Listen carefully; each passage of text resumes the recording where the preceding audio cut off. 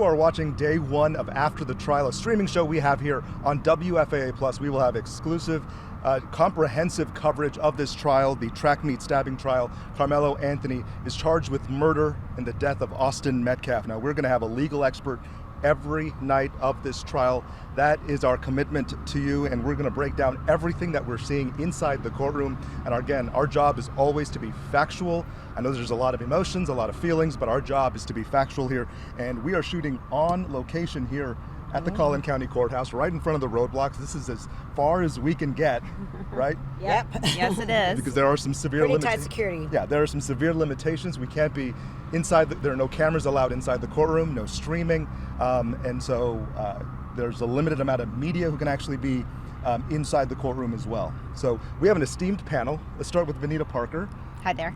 Vanita, you have extensive knowledge. You're an attorney, a defense attorney, who worked with the Dallas DA's office, for 11 years? Yes. Right? 11 years at the Dallas DA's office. So you know the ins and outs of how these trials work, I right? have seen the ins and outs. I've been a prosecutor in part of these events too. And now we also have Rebecca Lopez, senior crime and justice reporter.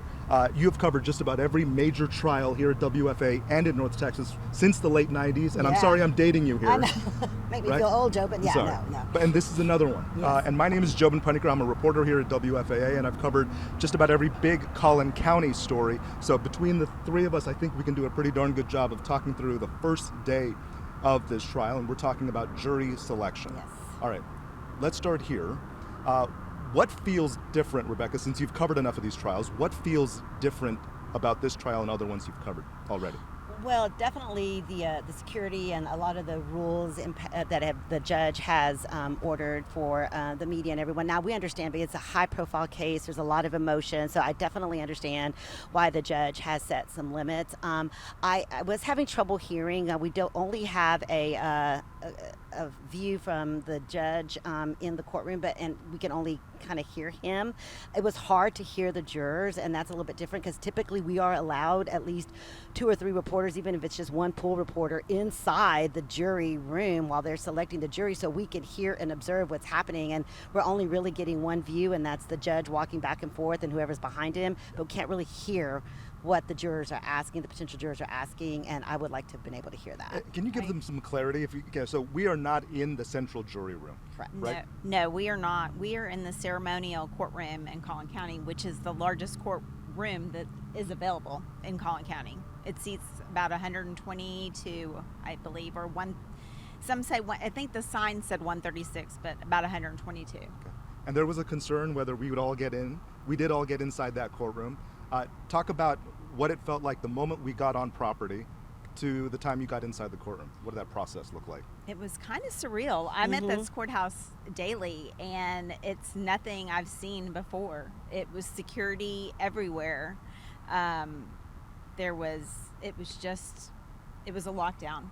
Yeah, and then we had initially when I drove up, there were protesters, a handful, not a whole lot, but some protesters that were there on behalf of Austin Metcalf, and then we had other protesters on behalf of Carmelo Anthony. So that was a little unusual. Typically, obviously, you don't see that when you're covering a trial. So that felt a little surreal as well to me. And then just the length that it took to actually get all of the jury pool into the courtroom, because it was supposed to start at 9, but we didn't even get a feed, I don't think, until about noon where we could actually hear anything, and that was a little unusual. But now we understand that they were having trouble processing everybody through, and obviously you have to do that for security reasons, but that was pretty lengthy process. It was very lengthy. Yeah, that's what's typical. Talk about that. Let's talk about that security. Everywhere I went, there was a deputy there. There right? was. And yes. that's not, you're saying that's not normal protocol. No, it's not. And I understand that this is a high profile case, but murder trials are tried daily, but they've taken more precautions than ever on this case, I think. When we left, even if we left to take a break, they would wand us again, even walking in and out of the courtroom, even though we literally walked across to go to the bathroom and come back, they would wand us again.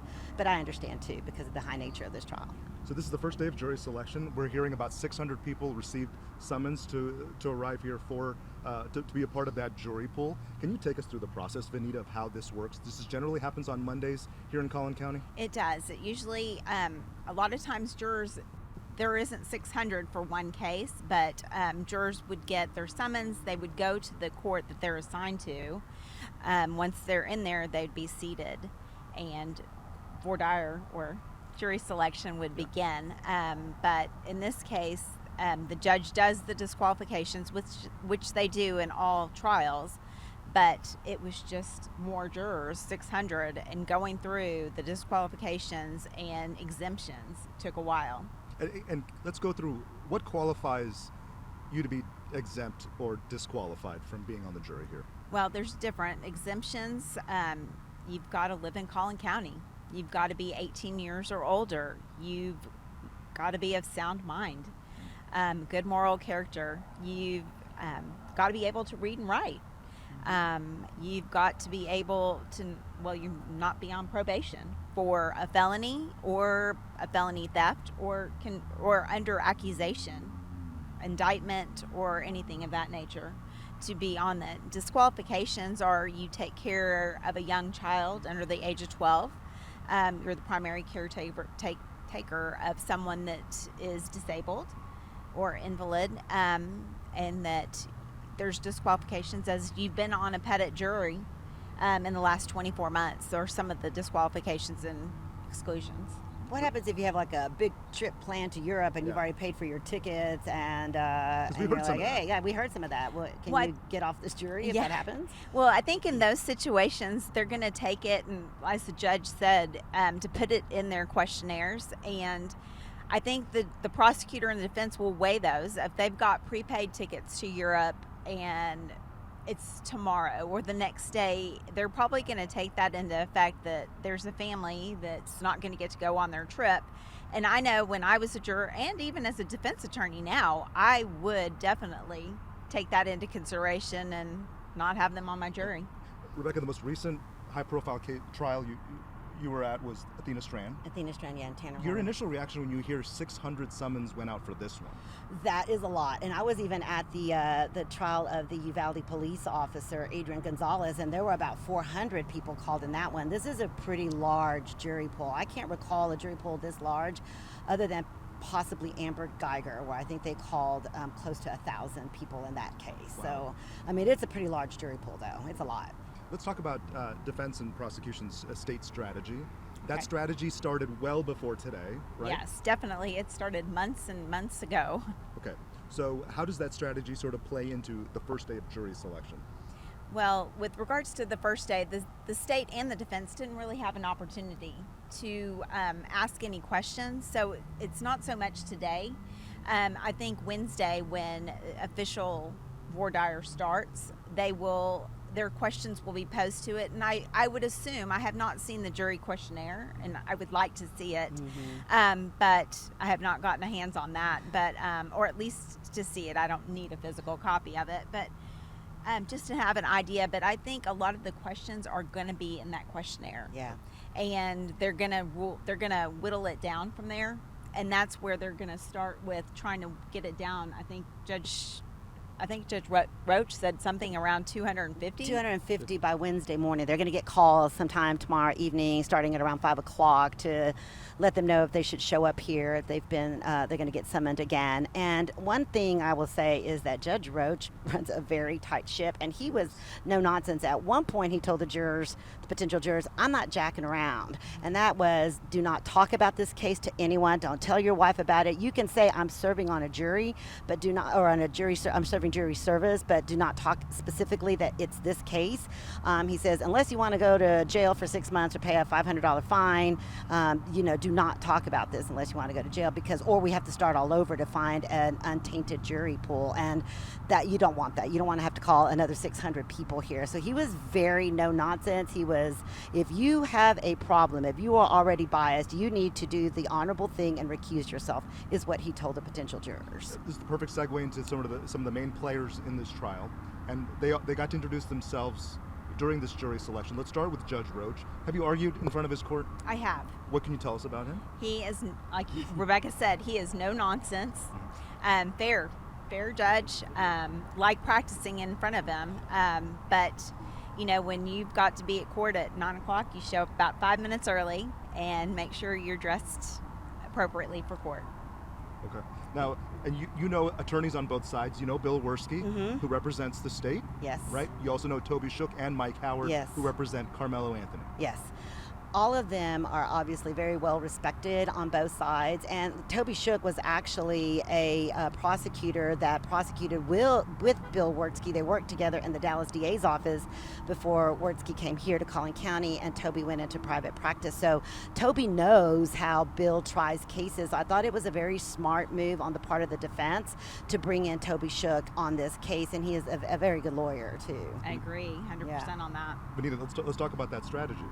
I think that was Mike did the right thing. I think having someone that knows how Bill Werski, and I think some of the other attorneys that are going to be trying for the state are Dewey Mitchell and Christina Skipper, and he knows how they work and how they operate. So every potential juror received a questionnaire today, and that's the last thing they had to do. They turn it into the court clerk, and then they leave for the day. Correct. What is that questionnaire about? Well, and that's what Rebecca and I were talking about. We want to see it.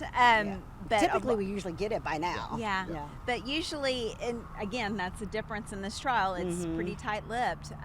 It's basically, do you have that experience with law enforcement? But in this case, I think a lot of the questions are going to be, what have you heard about this trial? Can you set that aside and have no political animus or anything of that nature, and be able to set that aside and all the noise aside, and be fair and impartial in this case? I think there'll be a lot of questions about how much have you heard? Have you already formed an opinion about the guilt or innocence of this person? Because I feel like, again, it's very high profile. They did not get a change of venue.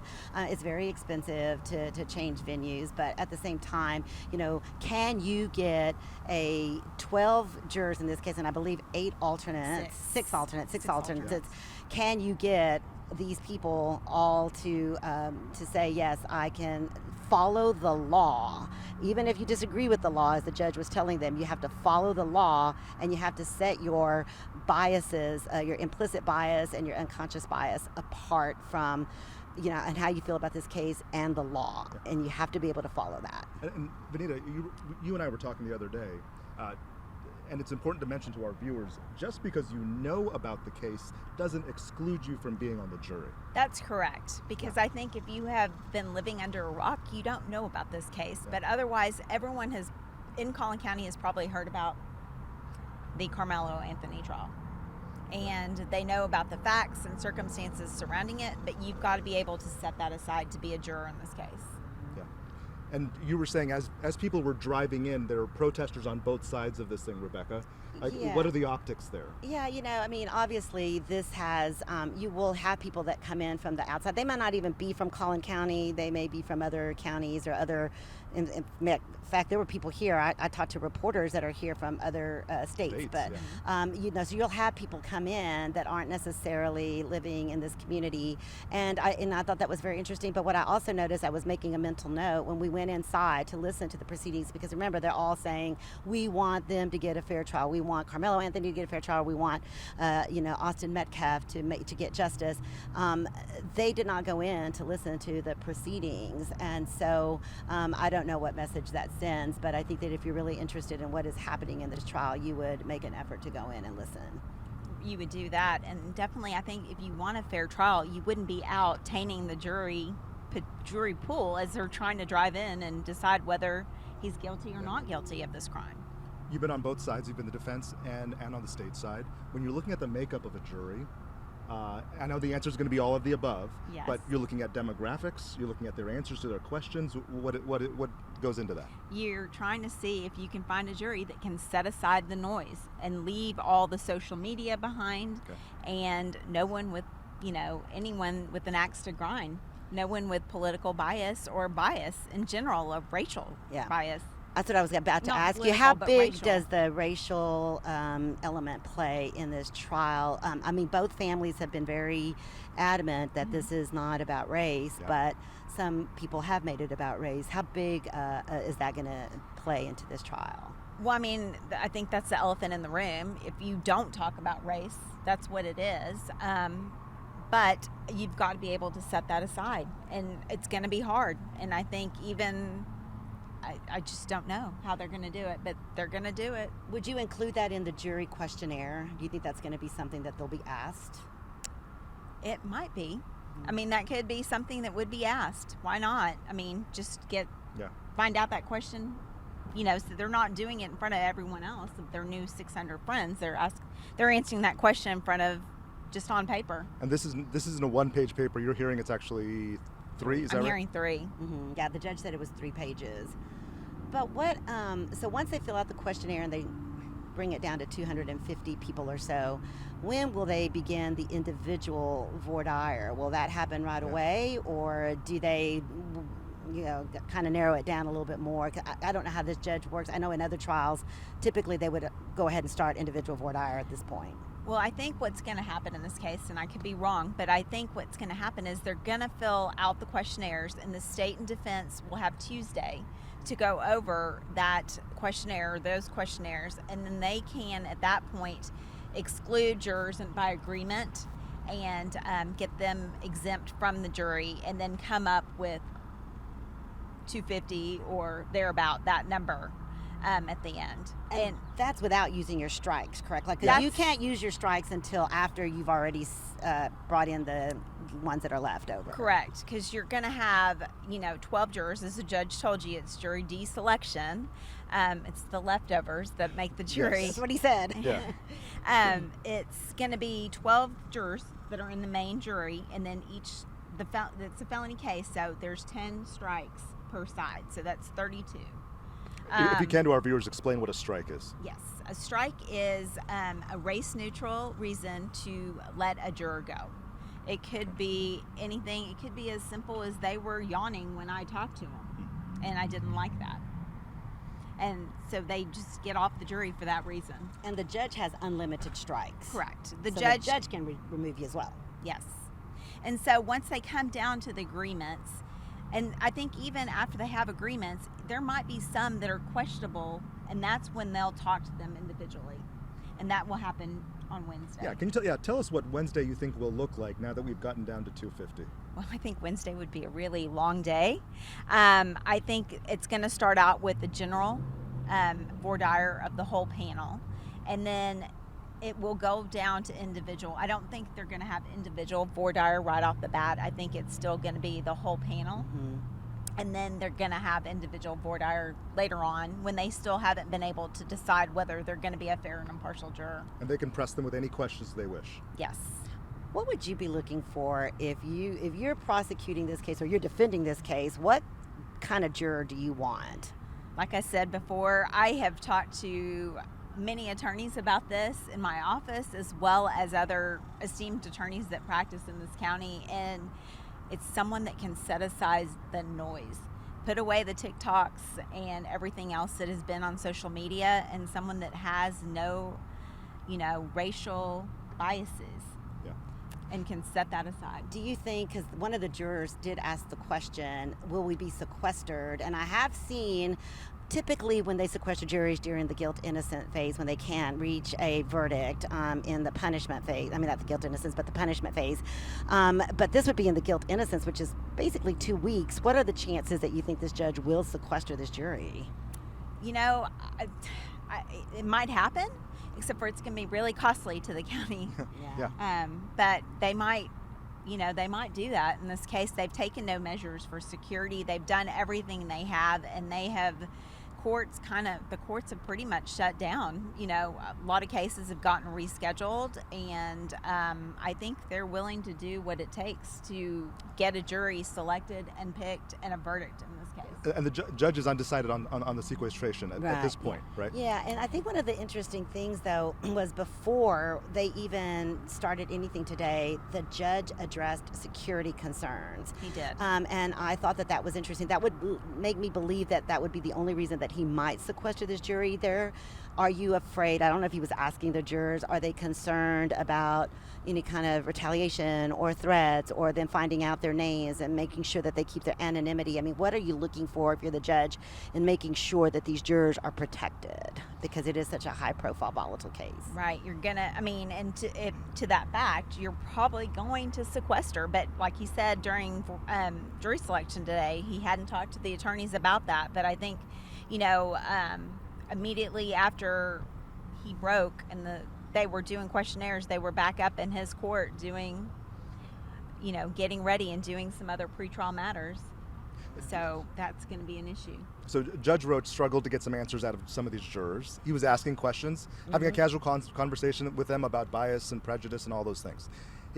It didn't become a problem when he started to mention the timing of this trial. It's going to go from 9 to 6 and on Saturdays. And then all of a sudden, You've got people. It was a trying- gasp. They all went, "Oh." Yeah. That's very and all the jurors atypical. started to mention their personal conflicts, Yeah. Yes. right? So that's common. It is common. And I think anytime a judge tells you this trial is going to take a week, or this trial we anticipate 2 weeks, that's when you get the hands going, well, Judge, I've got to take my child to an orthodontist appointment, or I've got to go to the cardiologist, or whatever the case may be.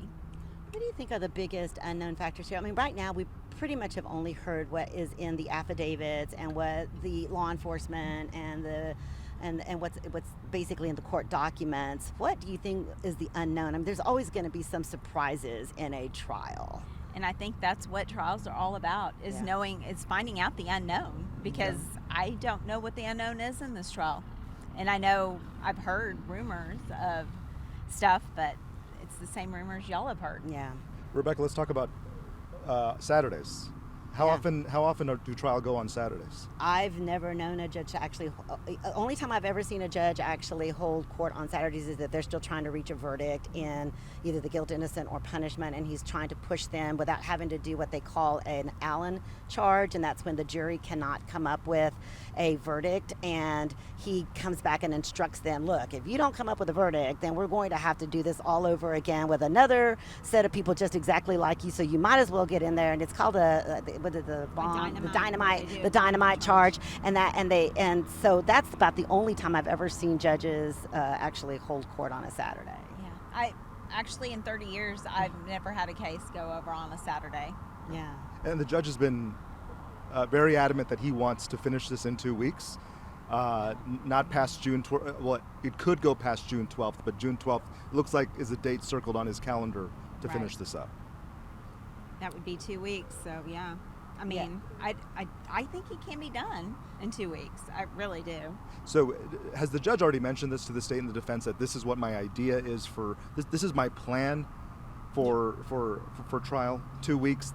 So you better get all your witnesses ahead and ready to go? Well, I think so. And the way Judge Roach operates is it's a tight ship, and things stay on time. And I know today was kind of different with Fort Dyer, but if you're starting at 9, you're going to start at 9, and he says it's going till 6. I think they're going to go till 6 unless they come to a natural break in testimony.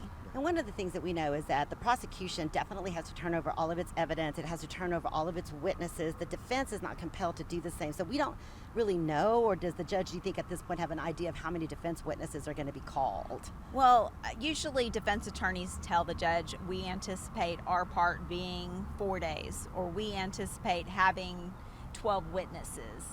So they have some idea with scheduling, and that's why I think he's come down to June 12th. And will he qualify those witnesses? Will he have qualified them already in other hearings that maybe we weren't here at, or will they qualify as the trial goes along? Because some of the expert witnesses may need to be qualified. Yeah, and I don't know, because a lot of stuff has been under seal and protective order, so I don't know what motions have been filed. I tried to see, and they're under protective order. Yeah, there's a lot that we don't know yet. For Jobin. sure. Vanita, can you take us inside the war room on Tuesday? So there's no court tomorrow. Okay, yes. So both sides are now reading through the answers. They've all gotten copies of the answers from these questionnaires. Correct. So what does that look like? Are they, my guess is they're all sort of splayed out onto a table, and they're putting them in piles. I mean, what does that look like?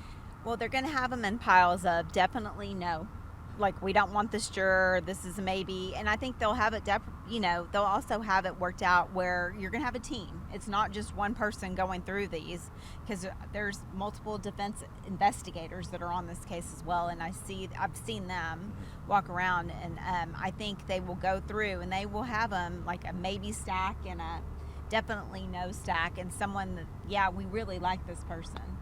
So they break them up into stacks, and they might break it into more, just depending on what they're looking for in this trial. Was there anything that the judge said in there, that any kind of quote that kind of stuck out to you? For me, it was the, I'm not jacking around. Yeah. But there was a couple of other things that, some zingers that he had in there. At one point, kind of funny.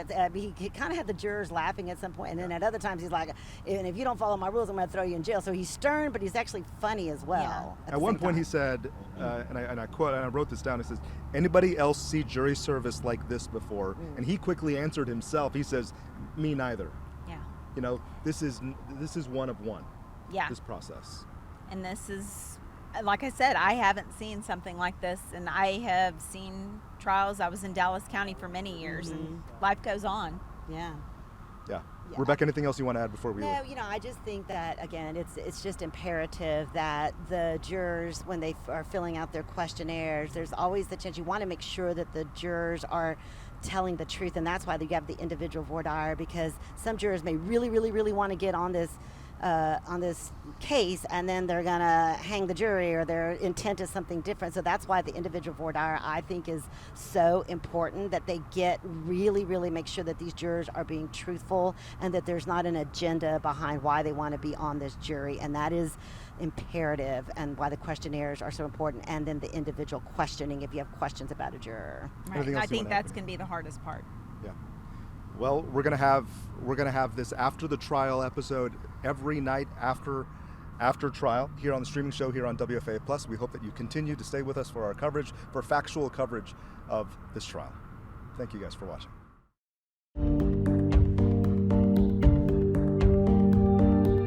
Tonight we take you inside the case that stunned North Texas. It was supposed to be an ordinary spring morning at a high school track meet in Frisco. But in a matter of seconds, a confrontation between two teenagers turned deadly. 17-year-old Austin Metcalf was stabbed at Kirkendall Stadium. Police say the suspect, 17-year-old Carmelo Anthony, admitted to it. He was charged with murder. Anthony's attorneys argue he acted in self-defense.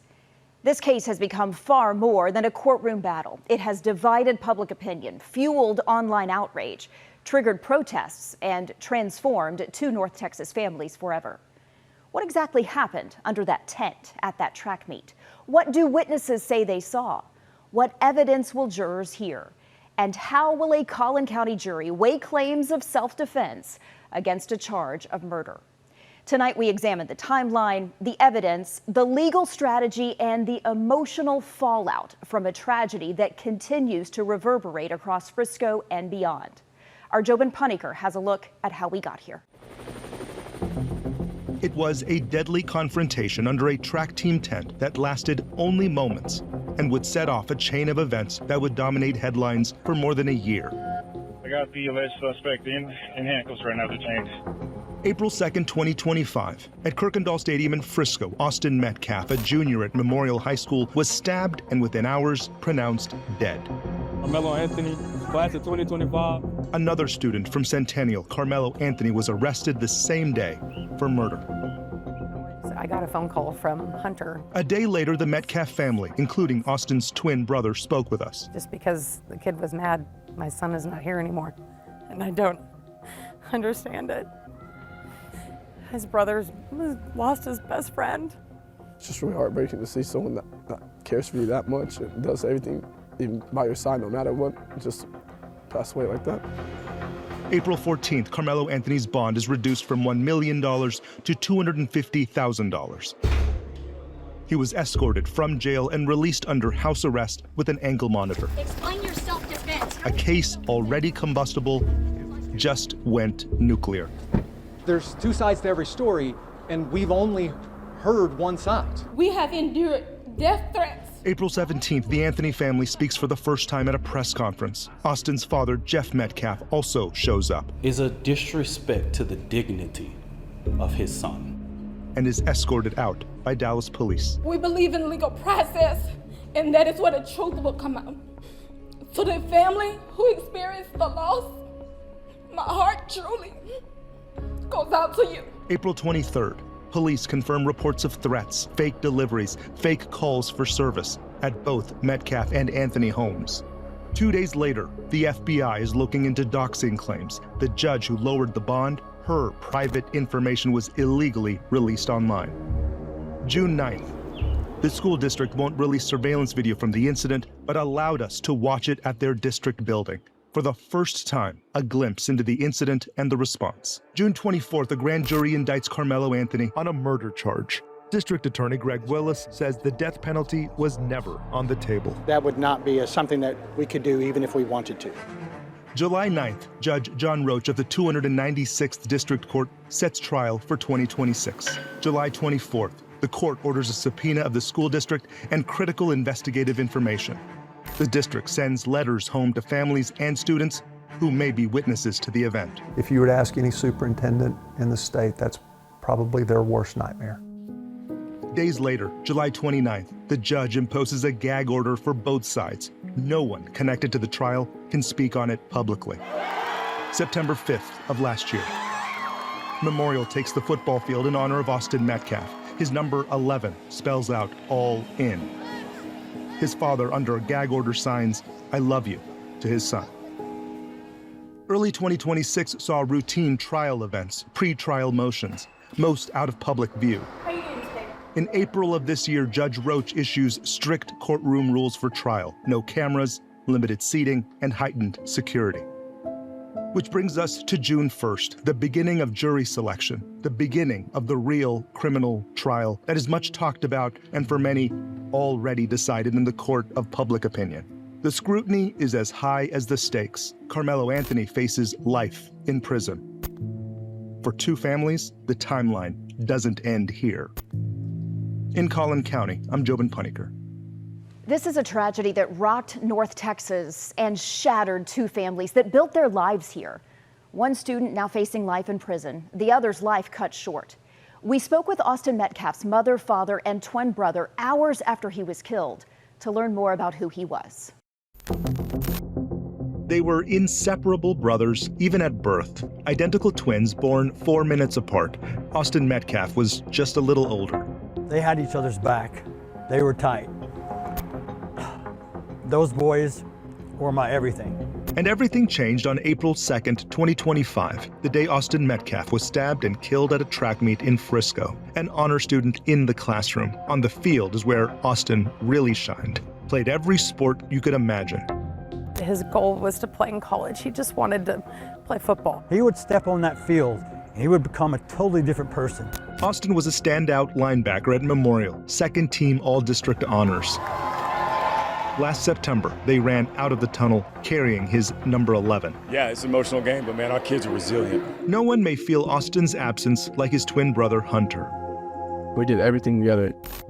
Clean the dishes together, do yard work together, sports, anything in the world, it's always us two. They went to church youth group together, even worked at the same place. They were servers here at Halo Pizzeria in Frisco. In late May, Austin would have walked this stage to pick up his diploma. Instead, Hunter Metcalf. Hunter walked it in his honor. The standing ovation that followed lasted 30 seconds.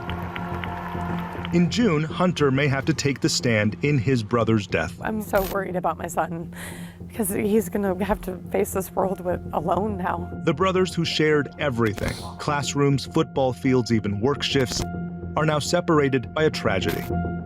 In Frisco, I'm Jobin Puniker. For many, the only image of Carmelo Anthony is the one taken after he was charged with murder. But tonight, a look at the life he lived before the case that shook North Texas.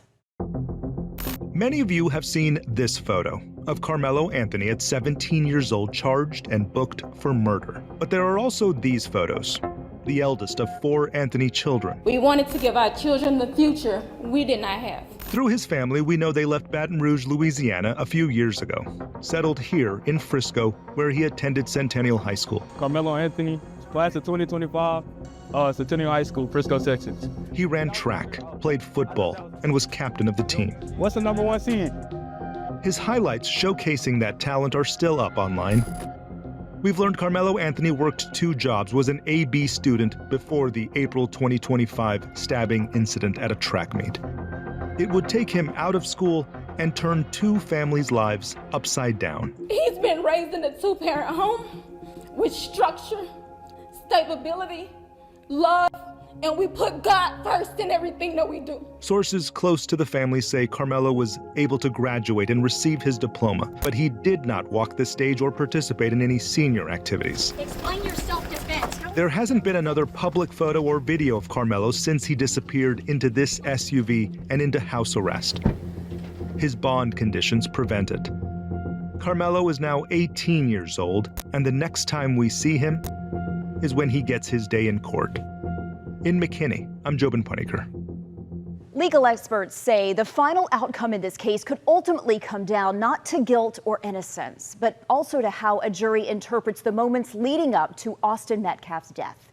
Kevin Reese breaks down the possible paths this case could take and the wide range of punishment allowed under Texas law. And I asked the grand jury to return a first-degree murder indictment against Carmelo Anthony, which they did. In charging the then 17-year-old with murder, the Collin County District Attorney alleges he did intentionally and knowingly cause the death of an individual, namely Austin Metcalf, by stabbing him with a knife, a deadly weapon. If convicted, the sentence range, according to Texas law, is anywhere from 5 to 99 years in prison. And according to Texas law, someone under the age of 18 cannot receive the death penalty or be sentenced to life without parole. Finally, let's remember that a defendant is presumed innocent unless and until proven guilty in a court of law. Well, I think that there's a lot of things in this that we don't know yet. Keith Harris is an attorney not connected to this case, and he explains that a murder charge could be reduced to a second-degree felony if the defense successfully proves the defendant acted under the immediate influence of sudden passion. That could mean a sentence range, if convicted, of 2 to 20 years. Is used, usually not in the guilt innocence, it's more in the punishment phase of everything. But there is first the argument over whether Anthony will be convicted or acquitted. The truth will come out. One family convinced. There were too many people that were there that saw what happened. The other. We believe in legal process, and that is where the truth will come out. Anthony's family and legal team alleging it was self-defense. He's in an almost impossible situation. I mean, it's going to be very difficult. Even if he hired the best lawyers in the country, I mean, they would have their work cut out for them. We are confident that when all the facts are presented and the full story is heard, the jury will reach the right conclusion and justice will be done. Justice that could range anywhere from acquittal to 99 years. In Dallas, I'm Kevin Reese. As you just heard, Carmelo Anthony's legal team is arguing this was self-defense. We have spoken with many attorneys who say this is going to be hard to prove, especially if Austin Metcalf did not have a weapon. Senior crime and justice reporter Rebecca Lopez takes a closer look at how a self-defense argument could play out in court. The defense strategy is already clear. Self-defense is a protection that applies to each and every one of us. Explain your self-defense. Carmelo Anthony's defense attorney, Mike Howard, asked the public to not rush to conclusions before hearing all the evidence surrounding the deadly confrontation between Carmelo Anthony and Austin Metcalf. This is a tragedy all the way around for both families. Rushing to judgment, trial by public perception and trial by media is not how we ensure justice is done. Legal expert Keith Harris says the defense has to show why the jury should consider self-defense. According to the arrest affidavit, Metcalf was unarmed, while Anthony brought a knife to a track meet. I think that that's ultimately going to be something that a jury also considers as to whether or not he even should have had it to begin with. Police say the confrontation began when it was raining and Anthony sat under the tent where Metcalf and his team were sitting. Police say Metcalf asked Anthony to move from under the tent. Officer Taylor Wetzel wrote in an affidavit that a witness told him Anthony grabbed his bag, opened it, and warned Metcalf, "Touch me again and see what happens." Witnesses told police Metcalf then touched or grabbed Anthony while trying to move him, and Anthony allegedly pulled out a knife, stabbed Metcalf once in the chest. Metcalf's twin brother, Hunter, was standing next to him. We asked him to move. He started getting aggressive and talking reckless. And my brother stepped in and said, "You need to move." And he's like, "Make me move." Austin grabbed his backpack. Harris says those facts could become critical for jurors. The prosecution could say that he was kind of asking for it. I think the flip side for the defense, when you think about it, these are 17-year-old boys. And I was 17 at one point in time. And so you think about 17-year-old boys don't make the best decisions. In an arrest affidavit, Officer Eduardo Cortez said, "As we were walking him, Anthony, to the squad car, the suspect was emotional and said, 'He put his hands on me. I told him not to.'" Another officer later wrote, "Anthony made another spontaneous statement and asked if what happened could be considered self-defense." Harris says those statements are important because they may help Anthony's attorneys get self-defense in front of a jury. If the officers testify to what he told them as soon as they got there, that's going to be the scintilla of evidence that defense would need to get self-defense in the charge. As a defense attorney, they're going to try every avenue. That's their job. The truth will come out. Under Texas law, once self-defense is raised, prosecutors must disprove it beyond a reasonable doubt. Harris says the defense may argue Anthony reacted emotionally and impulsively in the heat of the moment. We believe in the Constitution. We believe in the laws of this state, but those laws must apply to all of us, not just some of us. Ultimately, jurors will have to decide whether Carmelo Anthony was defending himself from danger or whether a verbal confrontation with an unarmed teenager should never have ended in deadly force. In Collin County, I'm Rebecca Lopez. In July, months after the stabbing, Judge John Roach put in place a gag order trying to maintain fairness ahead of this trial. The gag order blocks attorneys, law enforcement officers, witnesses, and even students who may have seen what happened from speaking publicly or posting online without court approval. Once the trial begins, we are expecting witness testimony from students, coaches, and first responders. That gag order has prevented us from speaking with people who were close to the incident. Jobin Puniker had the opportunity to watch surveillance footage from the track meet, and here's what he saw. Our public information request with Frisco ISD was met on Monday. We could only watch the before and after of an April 2nd alleged stabbing at a school track meet that led to the death of one student and the arrest of another. The district didn't give it to us, but allowed us to watch it. The video is available for limited viewing only, citing student privacy and school security. There is no audio. Try to picture this. We're on the 4th floor. We walk into a room and there's a TV with a shot showing half of Kirkendall Stadium. It's a wide shot from the opposite side. And everything that happens in one very small fraction of the screen in the upper left-hand corner. We couldn't zoom in. It's blurry, pixelated. You cannot identify or see victim Austin Metcalf or suspect Carmelo Anthony. It is hard to tell how many people are under that memorial tent. It's also hard to tell what they're doing. But we do know that about 9:55, there's a lot of commotion, a lot of activity that happens at the top side of that memorial tent all the way down to the bottom. At this point, it is hard to tell, and it does not show on camera the alleged stabbing. We do know that there are a lot of people that run away from that scene soon after. We notice a number of what appear to be students running across the bleachers from many directions away from the tent. More people on the field start to notice and also run toward the back gate and exit. Okay, at about 9 minutes after the alleged stabbing, we see EMS drive right through to the backside of this stadium and they park midfield. Next, we notice paramedics wheeling out a gurney, but have to walk all the way back to the gate and to the bleachers. There's a lot of activity at the bottom of those bleachers and what appears to be the triage of Austin Metcalf. 15 minutes after the incident, we see people put the tarp over the bleachers, which our helicopter cameras captured. All right, so looking at the timing, there's 26 minutes between the time of the alleged stabbing and the time EMS leaves Kirkendall Stadium with Austin Metcalf. At the same time, what appear to be officers, they are at the crime scene right next to that tent. All of this video will one day be shown in court. A grand jury may see it too in the coming weeks. The attorney for Carmelo Anthony confirms he's seen it, but neither family has disclosed whether they've seen it. In Collin County, I'm Jobin Puniker. This incident started as a case between two teenagers, but has since turned into a nationally debated and deeply divisive story. With cameras not allowed in the courtroom, our team is preparing for detailed coverage of this trial. Here's Tiffany Liu. On April 2nd, 2025, 17-year-old Austin Metcalf was stabbed during a track meet at Frisco ISD's Kirkendall Stadium. I drove up to the hospital straight away. I actually beat the ambulance there. Police say another 17-year-old student, Carmelo Anthony, stabbed Metcalf under a team tent during a weather delay. He was on a lot of machines, and it didn't take long for them to come in to say that he had passed.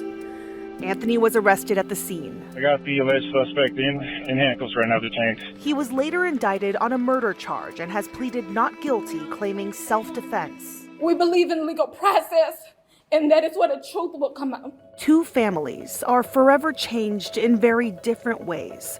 And in the days after the stabbing, both mothers spoke publicly. My son is not here anymore, and I don't understand it. One mourning her child's death. He's just such a good spirit, and so many kids loved him, and his brother's lost his best friend. The other defending her son accused of causing it. I don't know why we are being targeted and discriminated against before a fair trial. Our son deserves the same rights under the law that everyone is afforded to. Outside their grief, what happened at a high school track meet in Frisco became something far bigger than this community.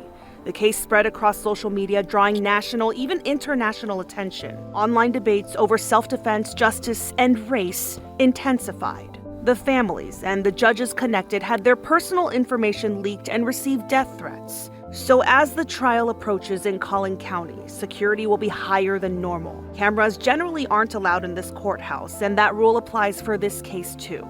It's why our team of journalists at WFAA will monitor the trial closely. Collin County reporter Jobin Puniker will be our eyes and ears inside, documenting the testimony and evidence as it happens alongside a sketch artist. Outside the courtroom, senior crime and justice reporter Rebecca Lopez will follow the developments as the case unfolds. On WFAA.com, we'll keep a live blog updated. Then each day after adjournment, anchor Jason Wheeler and senior investigative reporter Tanya Iser, along with a team of legal experts, will stream a full after the trial recap. All of it available on WFAA+. Carmelo Anthony's trial for the death of Austin Metcalf will be a challenge as public opinion has been shaped far beyond courtroom walls. It'll face intense scrutiny in what could be one of the most closely watched trials this year in North Texas. The questions surrounding this case are far from over. Throughout the trial, WFAA is your place for complete coverage on air, online, across social media, and streaming on WFAA+. You can depend on us to keep you apprised of developments inside and outside the courtroom. Thanks for watching.